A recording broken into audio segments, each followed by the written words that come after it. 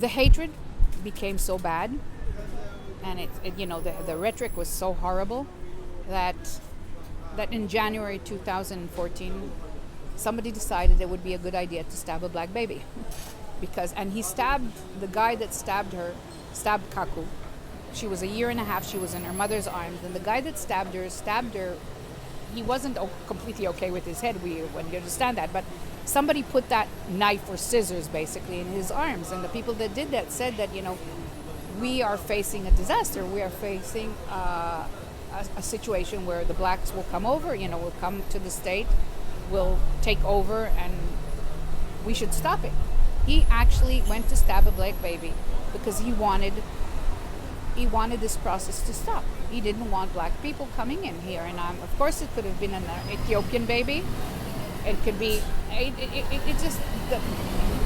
It was so crazy. And since I was involved with the family from the first minute she was stabbed, I was in the hospital before the mother came back from the police. I think that night I understood that we are entering a different phase, and it was quite difficult for me because I was there. That moment was a very optimistic moment because I was involved with the uprising. I went march with them, and then I came back to Tel Aviv, and the community for the first time, the Eritrean community, the Sudanese community decided almost, as my recollection, the first time to work together. And I think I remember sitting in a room with like at least 100 refugees, a few Israelis, and people don't understand how incredible that moment was, because you had two communities that never worked together, two communities that didn't have, they're not religious, and the same religions. These are Christian mostly, and these are Muslims, some of them, and they didn't speak the same language. So you had these people coming together and making absolutely most creative and crazy ideas, and none of us spoke English as a mother tongue. And the way these meetings went on, and it was like magic. Basically, it was like magic. They decided what their goals are, and they did it truly.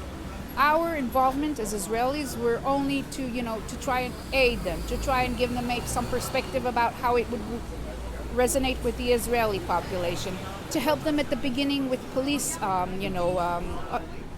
getting permission from the police. But it was only their ideas, and they come with these creative ideas. I remember sitting there and thinking, these people never lived in a democracy before. None of them. They were never free to speak.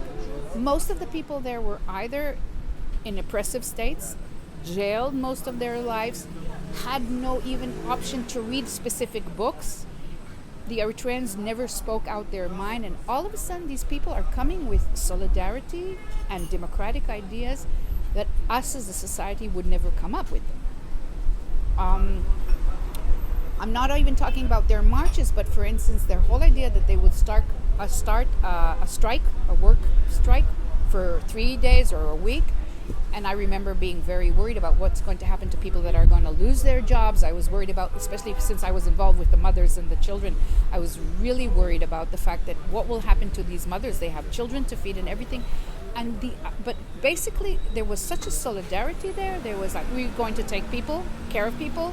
If somebody is stuck, and we will try to create a fund. And it was absolutely the most optimistic moment I never felt that change might be possible. So the stabbing of the baby on the specific date, the night before the strike opened, for me it was like a wake-up call. Things are really, really bad in Israel. If somebody believes that it's okay to stab a baby in their head, it was a moment of understanding that maybe it's all lost with this Israeli society.